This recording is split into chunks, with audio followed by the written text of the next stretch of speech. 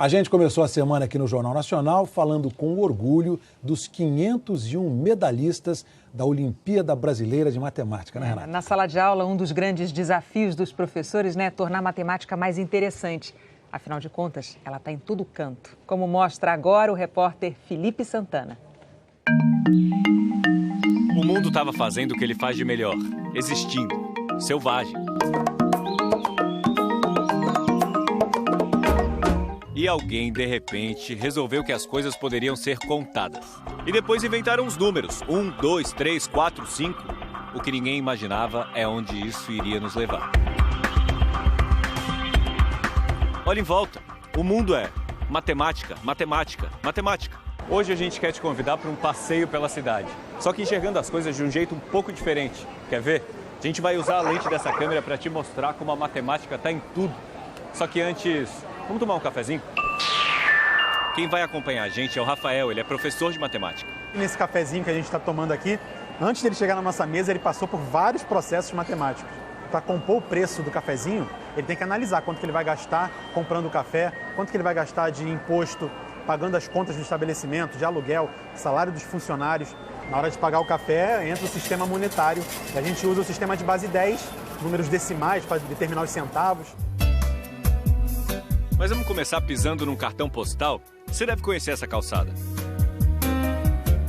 Teria sido muito mais difícil se não fosse a matemática, né? Pois é, ele teve que calcular a área desse lugar para saber a quantidade exata de pedrinhas que ele deveria colocar aqui. E assim ele pode saber a quantidade de pedras pretas e a quantidade de pedras brancas. Exato, se for a mesma quantidade, é só dividir por 2. E a mesma coisa nesses prédios. Nada disso estaria aí se não fosse a matemática, né? Exatamente. A matemática, ela entra na engenharia, por exemplo, e o engenheiro precisa saber a proporção exata dos materiais para que o prédio não caia. Aqui, a natureza tratou de fazer algo muito melhor do que a gente poderia imaginar. Você acha que algum arquiteto poderia pensar nisso? A matemática é uma forma de ler a natureza também, né? Verdade. Através da matemática, a gente pode saber o comportamento cíclico das marés, por exemplo, calcular exatamente como vai se comportar as marés. As abelhas, para fazer a sua colmeia, os favos de mel têm formato de hexágono. Nós temos 3 figuras que preenchem um plano, que é o triângulo, o quadrado e o hexágono. E dentre essas aí, o hexágono é que tem a maior área, então ela consegue aproveitar ao máximo para colocar o mel lá dentro. Se não fosse a matemática, esses cabos nunca teriam sido postos aqui. Esse bondinho não funcionaria. E daqui de cima, a gente não veria aquela estátua lá do outro lado e nem nada nessa cidade. Nada. Absolutamente nada do que foi construído pelo homem está salvo da matemática. E quando você vê essa vista, você não é capaz de ouvir alguma coisa assim? Viu? A matemática é capaz de criar até sentimentos. Cada nota toca na gente de um jeito.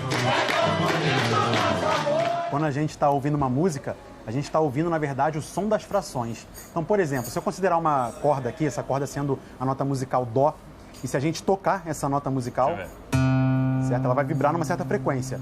Se você dividir essa corda ao meio, mais ou menos aqui, e tocar novamente, quando você divide ao meio, ela vai vibrar com o dobro da frequência e o nosso cérebro ele identifica como sendo a mesma nota musical, só que 1/8 acima.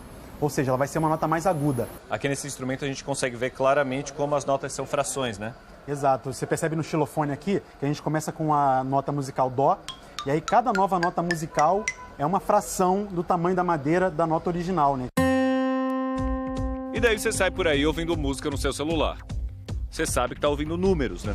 Qualquer computador é isso aqui, né? É uma combinação gigantesca de zeros e uns. Sim, qualquer imagem, qualquer vídeo, qualquer game, qualquer processo que está sendo realizado dentro do computador, ele faz vários cálculos envolvendo os zeros e uns. E outra, esse cenário aqui também não seria possível sem a matemática, né? Porque, na verdade, a gente está só dentro de um estúdio verde. E também, para a imagem chegar até lá, precisa de matemática. Sim, para a imagem chegar até lá, vários cálculos matemáticos estão sendo feitos. Quando você arruma aplicações para o cotidiano, na matemática, você faz a matemática ter mais sentido para o estudante. Não vira uma decoreba. Não vira decoreba. A matemática está longe de ser uma matéria decoreba. Você tem que entender muito mais do que decorar as coisas. E se o mundo é matemática, você tem dúvida de que quem domina a matemática domina o mundo?